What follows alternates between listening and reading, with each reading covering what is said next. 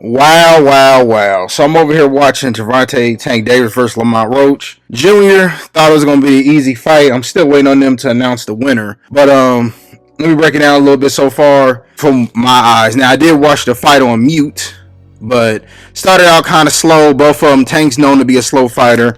About round 5, they started picking up the pace. But Lamont Roach, man, he had every single counter offer for Tank. Everybody thought that Lamont was gonna be out of there.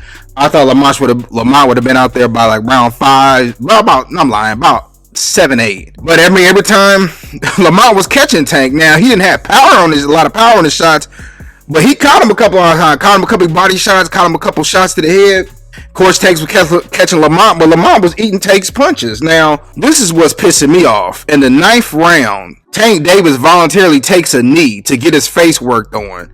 Steve Willis, the referee, clearly he's on somebody's payroll, Gervonta's pay teams or whatever, or maybe Amazon, somebody. They don't want Gervonta to lose.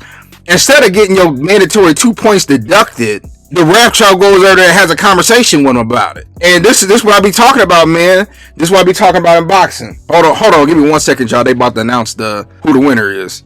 Wait a minute. They just called the fight a draw. But there should have been 2 points deducted, so Lamont Roach should have won this fight, man. I'm sorry. Tank, take it. I mean, listen. The big bad wolf part is gone now. This should have been the biggest upset in boxing, but Lamont Roach just got screwed over. How in the hell did Steve Willis mess that up? But that's the problem with boxing.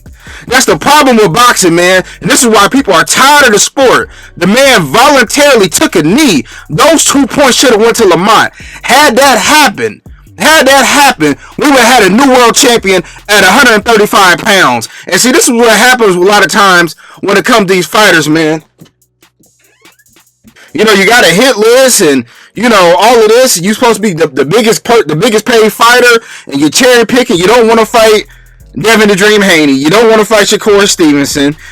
You don't want to fight Teofimo Lopez, who I'm not really a fan of, but you don't want to fight him. You don't want to fight none of these fighters. You fought Ryan Garcia, and that's it. And then you try to cherry pick Lamont Roach, you and your team, and they just called a bullshit ass majority draw. And this, man, I swear, man, this is why I don't like boxing, man.